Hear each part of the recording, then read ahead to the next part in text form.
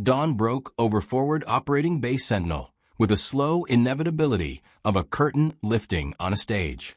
The mountains to the east caught the first light, their jagged spines bathed in amber and gold. Dust hung in the air from last night's rotor wash, swirling in the thin, cold wind that came down from the peaks. Phantom Unit was already in motion. 6 of the military's most elite snipers moved about the staging area, their movements efficient and wordless. Carbon fiber rifles rested in gleaming cradles, titanium components catching the morning light like flashes of silver. The men and women adjusted sleek, digital scopes that whispered data directly into their retinas. At the center of it all stood Commander Riker Blackwood, a man whose presence seemed to bend the air around him. Years in the field had carved deep lines into his face, and the glow of the holographic topographical map lit his features with cold blue light. His voice, when he spoke, was quiet but carried an unspoken authority. "This," Riker said, tracing a finger along a glowing ridgeline, "is our insertion path. We move in, extract the package, and get out before the enemy even knows we're there. Quick, clean, precise." The team nodded. They'd done this before. The mission was straightforward, on paper at least. A faint crunch of boots on gravel announced the arrival of Captain Zephyr Merrick, Phantom Unit's logistics officer. He carried a datapad under one arm and a faint expression of unease on his face. "We've got a last-minute addition," Zephyr said. Riker didn't look up from the map. "We don't do last minute," Command insisted. That made Riker look up. His eyes narrowed, but he gave a short, curt nod. The rest of the team, who had been quietly checking gear, stilled as one. The woman who entered might as well have stepped through a time portal. She carried herself with the calm precision of someone who'd spent years under fire. Yet everything about her clashed with the sleek world of Phantom Unit. Her tactical gear was worn but immaculate, stripped of the smart fabric interfaces and insignias the others wore. And slung across her back, an old, weathered Mosin-Nagant rifle, its wooden stock polished from decades of use, fitted with a brass scope that looked handcrafted in another century. "This is Specialist Amaru's Thorn," Riker said, his voice unreadable. "She'll be overwatch on Ridgepoint." Lead sniper Elon Drake, 3 confirmed kills at over a mile, strode forward with a predator's confidence. He glanced at the rifle, then gave a derisive chuckle. "What museum did you raid for that thing?" Ilawan, another member of the unit, leaned in with a grin. "That scope couldn't spot a barn door at 200 yards. A few chuckles rippled through the team. Amaru's didn't flinch. She knelt, withdrew a small brass tool from a leather pouch, and adjusted the scope with delicate precision, as though tuning a fine watch. She didn't bother to answer their mockery. When the others dispersed to finish preparations, Riker turned to Zephyr. "Her file." Zephyr handed over the datapad. Nearly every line was blacked out. Nothing but her name and... Zephyr paused. "One assignment. Phantom Echo." Riker froze. Phantom Echo had been erased from official existence after Meridian Valley. "I know," came a voice from behind them. Both men turned. Amaru's was standing there silently, as if she'd been there the whole time. Her eyes, a clear, unblinking gray, met Riker's. "Ridgepoint," she said simply. "I'll be ready." She walked away without waiting for acknowledgement, her boots crunching on the gravel. Riker watched her go, unsettled. He thought today's operation would be routine. Now it felt anything but. 2 hours later, the team moved out. The midday sun blazed overhead, baking the rocky terrain as Phantom Unit ghosted through the shadow of the mountain range. Far below, nestled in a shallow valley, was the extraction point, a zone hemmed in by enemy forces. Each sniper moved into their assigned position, deploying advanced camouflage nets and rangefinders. Amaru's was sent to Ridgepoint, a barren outcrop well away from the main action. It offered a commanding view of the valley, but no cover worth the name. The worst position on the map. As Talon Everest passed her on the way to his own post, he muttered, "Either Command hates you, or they want you to fail. Try not to get yourself killed with that antique." If Amaru's heard him, she gave no sign. She set her pack down, unpacking items with deliberate care. Her rifle, her journal filled with pages of cramped handwriting, a brass compass, and the same set of strange, clockmaker's tools she'd used on her scope. No electronics. No digital assistance. Through the comms, the extraction team checked in, asset acquired. Moving to extraction. The mission ticked forward like clockwork, until the first artillery shell slammed into the earth near the extraction team. The comm in Phantom Unit's comms evaporated instantly, taking fire from the eastern ridge. The team's scopes zeroed in on the source, an enemy artillery nest dug into a distant ridge nearly 2.5 miles away. The range alone was brutal. The wind shear made it worse. Even their state-of-the-art rifles weren't designed for this. Elon tried first. The shot went wide. Impossible, he growled. Not with this wind. One by one, the rest of the team attempted and failed. The artillery thundered on, walking closer and closer to the pinned extraction team. 10 minutes before their overrun, Zephyr reported grimly. And then, without a word, Amaru's opened her journal. The valley turned savage in an instant. One moment, the extraction team's silhouettes were fluid blips sliding through scrub and shadow. The next, the world hiccuped, light bent, air cracked, and a shell blew a jagged mouth into the earth 20 meters from their flank. Pebbles pattered down like rain. The comms filled with overlapping voices, clipped and professional. Fear stitched tight beneath the syllables. Splash, East Ridge. Repeat, East Ridge. Asset is down in defilade. Holding. Riker's voice cut through clean as a scalpel. Phantom, eyes on source. 6 scopes snapped to the horizon. The eastern ridge was a serrated gray dragon sleeping under heat shimmer. Then Talon caught it first, geometry masquerading as rock. The flat line that wasn't wind-carved, the tiny cough of muzzle flash, the skeletal arc of a barrel tucked into a hatch of camouflage netting. Artillery pit at bearing 094, Talon reported. Range, 2.3 miles. There was a pause. Not disbelief, calculation. At that distance, wind wasn't a factor, it was a symphony. Temperature gradients stacked in invisible panes of glass. The earth turned beneath you. Bullets had time to grow old. Elon went prone, cheek welded to composite stock, pulse steady enough to count. His rifle sang to him. Wind 7 from the left, gust 9, density, altitude high. He exhaled and sent a round that would have been godlike at a mile. It drifted, barely visible as a heat ripple, and winked into nothing. The second shell from the ridge punished the attempt, closer to the extraction team. Dirt geysered. Someone cursed softly on the net. Adjusting, Elon said.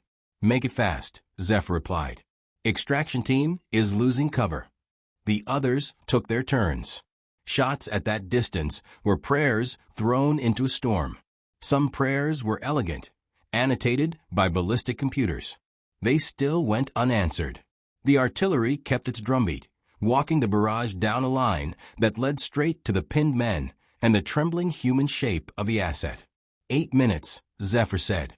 The word was gravel. On ridge point, Amaru's Thorn slid her leather-bound journal out and set it on her knee. She flipped to a page whose edges had been darkened and redarkened by use. The paper held a map of numbers and notes like a night sky, drift constants, spin drift adjustments, Coriolis corrections. Her handwriting was tight, a discipline more than a style. The brass tool clicked against the scope's dials, tiny movements, no wasted travel. The old rifle lay in her hands, as though it had always belonged there, wood shining with the patient sheen of 1,000 polishings. A gust scoured the outcrop, lifting grit. She didn't blink. On the net, Elon's temper thinned. Specialist Thorn, stand down. You're skylined up there. You'll get us all burned. She didn't answer. She closed her eyes for a breath. When she opened them again, there was a distant calm in the set of her mouth, the same grave composure she'd carried into the briefing like a private weather. She slid the journal a fraction higher, one finger touching a row of calculations, as if aligning herself to the numbers physically. Riker raised his binoculars to check the ridge. He meant to watch the artillery nest. Instead, his eyes snagged on the inside of Amaru's wrist where her sleeve had ridden up. Ink, faded but not faint. a symbol like an eye nested within concentric rings. He'd only ever seen it in a file he wasn't supposed to open. It had a name people spoke like a superstition. Phantom Echo. His jaw tightened. "Hold fire," he said, and there was iron in it. "Commander," Elon started. "I said hold." Riker shifted his binos back to the eastern ridge and then to Amaru's. He wasn't sure what he was seeing, only that it had the weight of something remembered from a scar. Wind slashed across ridge point. Amaru's adjusted the brass elevation drum a single notch, then the windage, 2 clicks, and a breath. She angled the rifle minutely, not toward the nest, not directly. It looked almost wrong, like aiming at a rumor beside the target rather than the target itself. "Thorn," Talon said, more confusion than contempt now. "You're off." She nested the butt into her shoulder, the old stock fitting home with a tender inevitability. Through the brass and glass, the world arranged itself in layers, thermal breath rising from rock, dust drifting like slow smoke, 1,000 eddies invisible to the naked eye. She watched the artillery crew's rhythm, load, adjust, fire, recoil. The barrel's pause after each shot had a signature she could feel more than measure. She breathed once, twice. On the third, she held the exhale somewhere quiet. Her finger found the trigger. Time stretched like cooling glass. The valley sound fell away, as if someone had lifted the needle on a record. In the quiet, Amaru's listened to things other snipers pretended not to hear. The subtle tug of the planet's turn, the way sunlight bent against warmed air, the mistake a man makes when he thinks the truth is what sits directly in front of him. "Commander," Zephyr said softly, "we are out of time." "I know," Riker said, not taking his eyes from Amaru's. "Let her shoot." She did not announce. She did not perform.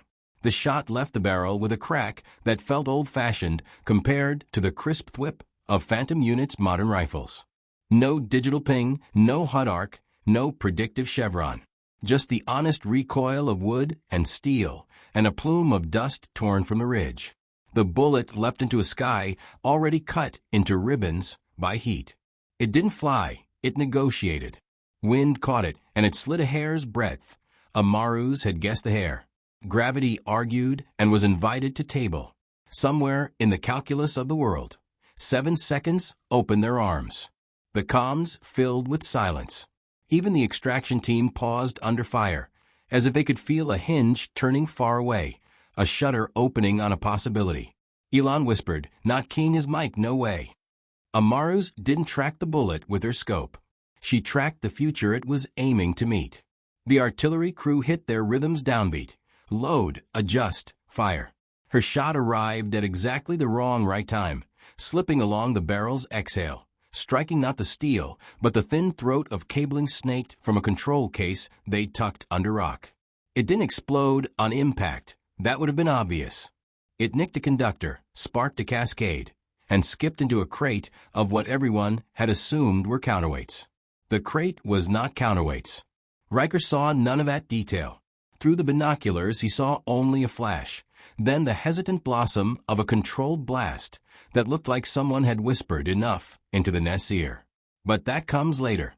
Right now, as the round fled into the throat of the valley, time remembered itself and jerked forward. The artillery crew moved ignorant. The extraction team's medic shouted for a tourniquet. Talon swore. Zephyr counted breaths. Elon stared at nothing. Amaru's kept the rifle shouldered, eyes steady, cheek pressed to old wood.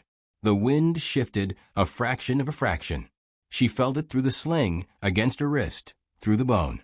"Thorn," Elon said into the net at last, voice thin. "If that thing hits anything but dirt, I'll buy you the museum it came from." No one laughed. Riker's mouth twitched, not humor, recognition. Not of her.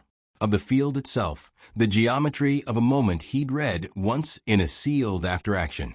He had sat in a locked room as the report described a shot that arrived late enough to seem like a mistake and right enough to end a war. He remembered dismissing it because to believe it would mean believing in ghosts. The valley ticked and ticked again. 7 seconds is a long time when death is punctual. The extraction team dug their shoulders into sand and breath and hope. The enemy crew on the eastern ridge reached the fire in their rhythm. Amaru's heartbeat touched once against the rifle stock. "Hold your positions," Riker said. His voice threaded with something like faith and something like fear. Nobody fires. Across the valley, the artillery pit drew a breath it would not finish. Amaru's blinked a single unhurried motion and let her finger ease away from metal gone cool. She did not smile. She did not pray. She tucked the brass tool back into its pouch and reached, without looking, for the bolt. The shot was already flying toward an answer. And the valley, all at once, leaned in to listen. The eastern ridge erupted as though the mountain itself had swallowed a curse and finally decided to spit it out. A low, rolling boom spread across the valley, chased by the stuttering collapse of rock and steel. The blast was too precise for luck, too surgical for stray shrapnel. For a heartbeat, no one moved, not Phantom Unit, not the extraction team, not even the surviving enemy forces. 7 seconds after Amaru's thorn shot, the artillery pit was simply gone. Static hummed in the comms until Talon broke it with a low, incredulous murmur. "Target neutralized?" Amaru's voice came back, calm and spare. "Target neutralized." She was already working the bolt, sliding another long, old-fashioned cartridge into the chamber. Her hands moved like she was winding a clock. "That's not possible," Elon said. "Not with that rifle. Not at that distance. Not in these conditions." "Extraction team, move," Riker ordered, though his voice had changed. The command was still there, but so was something else. An edge of reverence, like a man addressing a story he'd only ever heard in whispers. He strode toward Ridgepoint, boots crunching over shale, the binoculars still dangling from his neck. Amaru's had just closed her journal, tucking it neatly into her pack. She turned at his approach, expression unchanged. "Your Phantom Echo," Riker said quietly, more statement than question.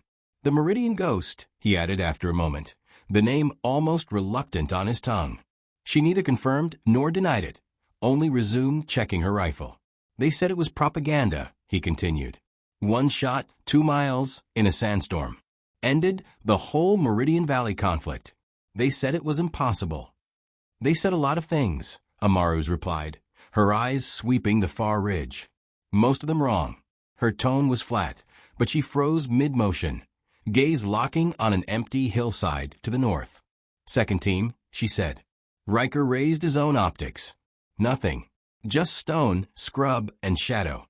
They're using thermals to stay hidden," she said, pointing. "For minutes, until they have line of sight to the extraction route."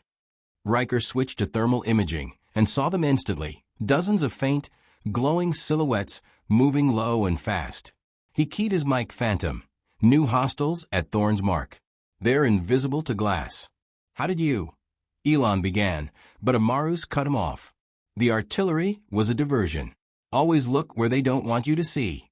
Something in the way she said it made Riker straighten unconsciously. He gave her a short, formal salute, the first he'd ever offered a sniper outside his own chain of command. And then the rest of Phantom Unit followed suit. The mockery of the morning was gone, replaced by a silence that carried more weight than applause. The extraction team broke from cover, moving fast now that the artillery threat was gone. Above them, Phantom units shifted positions to cover the approach. Amaru's stayed on Ridgepoint, her scope panning slowly. Talon's voice came over the net, a little softer now. "That scope. I've never seen anything like it." "It's not standard issue," Amaru's replied. He adjusted his position until he was just behind her, watching the brass fittings catch the light. "Where'd it come from?" "Project Parallax," she said without looking up. "Experimental optics, from before most of you were born. My grandmother was one of the first to use them." "Why women?" Elon asked, now close enough to hear. "They said the scopes were dangerous. Neural feedback, direct connection between mind and mechanism. Men burned out faster. Women adapted better." No one had time to ask more. Muzzle flashes bloomed where she'd predicted the enemy approach. Automatic fire echoed across the valley. Phantom units' modern rifles tore into the ambush. Amaru's fired only once. The shot curved past rock and shadow to find the enemy commander crouched behind cover no one else could have penetrated. His body dropped before anyone saw the bullet arrive. The fight was over in less than 2 minutes. By the time the extraction team reached safety, Riker noticed something strange. Amaru's lowering her rifle and pressing a handkerchief to her nose. When she pulled away, there was blood. "The scope," he said under his breath. "It takes something from you." She met his gaze without hesitation. "Everything has a price, Commander." Back at Forward Operating Base Sentinel, the air was different. Phantom Unit no longer gave her sidelong looks. No more smirks. Now, they moved around her like a stone in the middle of a river, adjusting without even thinking about it. In the debriefing room, she finally opened the rifle stock, revealing a hidden compartment. Inside, faded photographs of women in uniforms from different eras, her grandmother, her mother, herself. "All parallax snipers," she said. "The program never existed. Officially." Her hands bore fine scars like spiderwebs. "The scope doesn't just show what's there. It shows what could be. Every path the bullet might take. But each shot takes something from us. My grandmother lived to 50 but looked 90. My mother the same. I'm 42. And," Elon asked, "my last medical scan puts my cellular age at 60. The room was quiet. "Why would anyone choose that?" Talon finally asked. "Because some shots are worth more than a few years of life," Amaru said simply. In Meridian Valley, 342 soldiers were about to be slaughtered. One shot stopped it. "Would you trade 10 years to save 300 lives?" No one answered. Not because they disagreed, because they were still deciding if they could. Before anyone could speak again, Captain Zephyr entered with a secure tablet. "Command wants confirmation on how the artillery was neutralized." Riker glanced around the table, then made his decision. "Tell them," he said, "that it was a precision strike from 2.3 miles, executed by Specialist Amaru's Thorn, formerly of Phantom Echo, and request immediate declassification of Meridian Valley." Amaru's looked up, startled for the first time all day. "They'll deny it," she said quietly. Riker's mouth curved in something between a grin and a snarl. "Not this time. We recorded everything." The secure communications room smelled faintly of ozone and hot circuitry. Riker, Amaru's, and Elon stood before the large wall screen. Its black glass reflecting their faces like a tribunal was already judging them. A tone chirped, and the screen flared to life. A panel of senior officers appeared, rows of stars, hard eyes, and careful posture. At the center sat General Verena Blackwell, silver hair pulled back so tightly it seemed to straighten her spine even more. "Specialist Thorn," the general began without preamble, "your actions yesterday have brought certain classified matters back into discussion." Amaru stood at rigid attention, her antique rifle absent but not forgotten. "The Meridian Valley incident," Blackwell continued, "was sealed for good reason. Project Parallax technology was deemed too dangerous for deployment. The physiological cost to operators was unacceptable." "With respect," Riker cut in, "Specialist Thorn saved lives. The technology works." "At what cost, Commander?" Blackwell's gaze slid to Amaru's. "Show them." Amaru's didn't move at first. Then, silently, she pulled a small data drive from her pocket and inserted it into the terminal. The side screen flickered with her medical records, cellular scans, degradation markers, all starkly labeled. Her chronological age, 42. Her biological age, 60. "Every shot accelerates cellular decay," Blackwell explained to the other officers. "Parallax was terminated because we could not justify asking soldiers to give up years of life for a tactical advantage." "I made my choice," Amaru said, her voice steady. "Every time." "Yes," Blackwell agreed. "As did your mother. As did your grandmother. 3 generations of Thorn women served in silence, accepting that their sacrifices would never be recognized." Her tone softened almost imperceptibly. "Perhaps that was our mistake." She tapped a control, and the main screen shifted. Official documents filled it now. Military citations, presidential commendations, medals of honor. Each bore names that had been scrubbed from history until this moment. Sienna Thorn, Leora Thorn, Amaru's Thorn. Effective immediately, Blackwell announced. Project Parallax is declassified. The Meridian Valley operation is recognized as a successful mission. Full honors are restored to all Phantom Echo personnel. Your grandmother's service will be honored at Arlington next month. Your mother's name will be added to the Wall of Heroes at West Point. For the first time since Riker had met her, Amaru's composure cracked. One tear slid down her cheek, cutting a path through 20 years of silence. Blackwell didn't look away.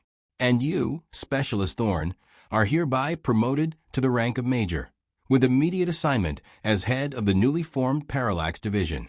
Your first task will be to train others in the use of your grandmother's technology. Elon leaned forward slightly. But the cost? We've been working on that, Blackwell interrupted. Our medical division believes we can reduce cellular degradation by 80% with modern modifications to the original design. The price will not be what it was for your family. The communication ended abruptly, leaving the three of them in a silence that felt heavier than before. Riker was the first to move, straightening into a formal salute. Congratulations, Major Thorn.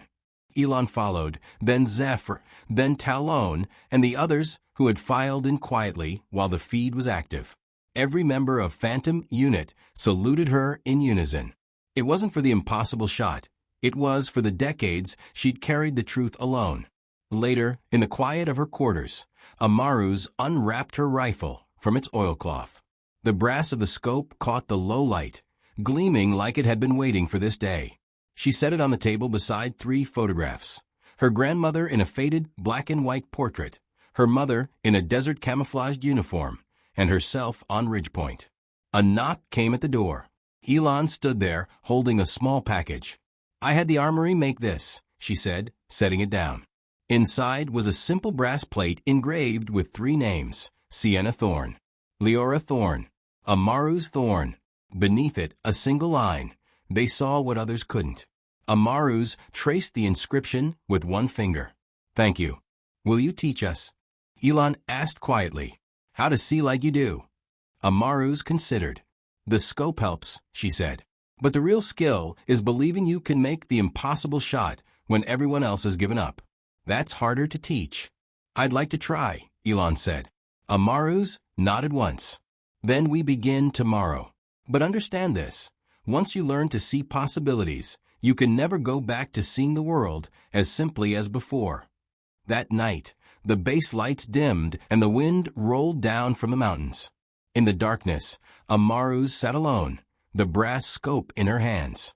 For the first time in 20 years, she felt something like pride, not for the shot she'd taken, but for the legacy that would no longer be buried. In the distance, the same mountains where she'd once been dismissed as a relic now waited for the next generation to take their own impossible shots.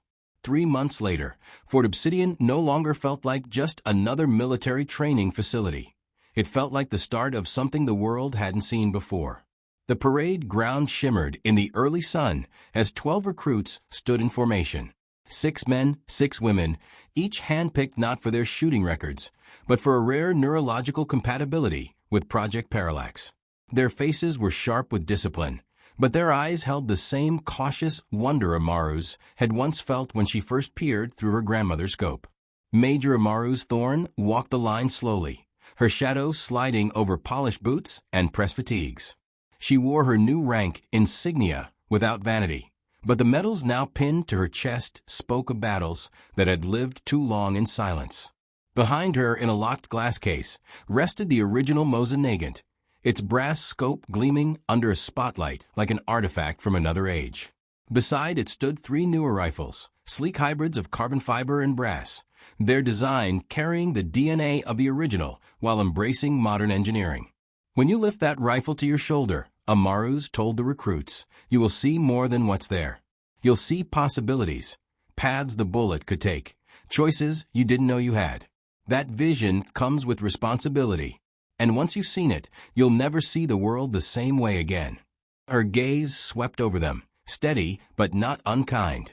The scopes you'll train with have been modified to reduce the physical toll. You won't pay the same price my family did. But don't mistake that for ease. This training will change you." She dismissed them to their stations, but one recruit lingered, a young woman named Serial Ramirez. She'd taken to the parallax scope with an almost unsettling natural ability. "It's like seeing music," Serial said hesitantly when Amaru's asked her impressions. "Everything connects in patterns you can feel, not just see." Amaru's gave the smallest of nods. "That's exactly how my grandmother described it. It's not just visual, it's intuitive. You're feeling the geometry of the world." Later, as the recruits moved through their drills, General Verena Blackwell arrived unannounced. The recruits snapped to attention, but the general's focus was on Amaru's alone.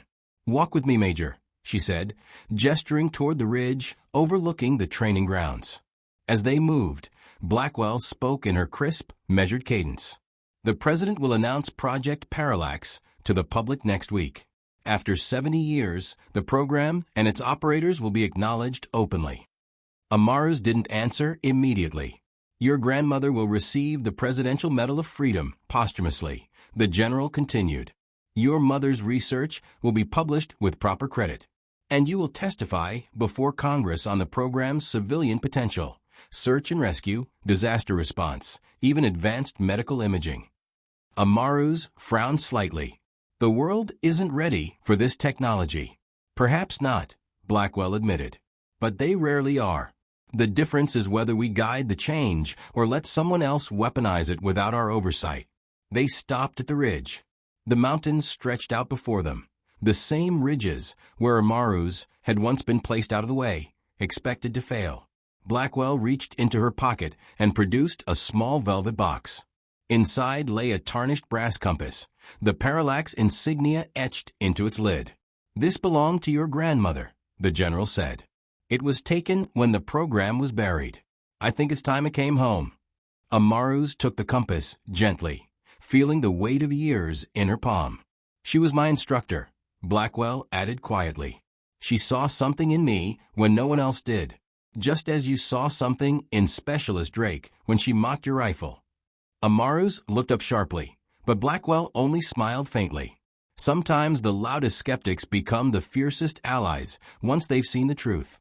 Remember that with your recruits." That evening, Amaru's gathered the original members of Phantom Unit in her quarters. The small table was set with 6 glasses and a bottle of rare whiskey. Photographs of 3 generations of Thorn women in uniform stood between them. "To seeing what others can't," Riker said, raising his glass. "To making the impossible shot," Talon added. "To the Thorn women," Elon finished softly, "who changed warfare forever." They drank in quiet respect. Amaru's set her glass down. "The Parallax Division is expanding. Beyond the military. I'm offering you all positions, not orders, not assignments. A choice. This technology can change how humanity sees, far beyond the battlefield. I need people I can trust to guide it." One by one they agreed, not with the formal snap of salutes, but with a kind of quiet commitment that comes from seeing something extraordinary and deciding to follow it. The next morning was cold and bright. Amaru's stood before her grandmother's rifle in its display case. Beside it rested a modern parallax rifle, lighter but carrying the same soul. She lifted it to her shoulder, activating the neural interface for the first time. The world through the scope bloomed into possibility, paths of light tracing trajectories, patterns woven into the air itself. She could feel, for an instant, the presence of her grandmother and mother, as if the generations were looking through the lens together. She lowered the rifle slowly. Outside, her recruits were already on the range, ready to learn how to see beyond the limits others accepted. The thought came to her unbidden. Some will never understand what it takes to make the impossible shot. But those who do, they change everything. Today, she would begin teaching them. And the legacy would no longer be silent.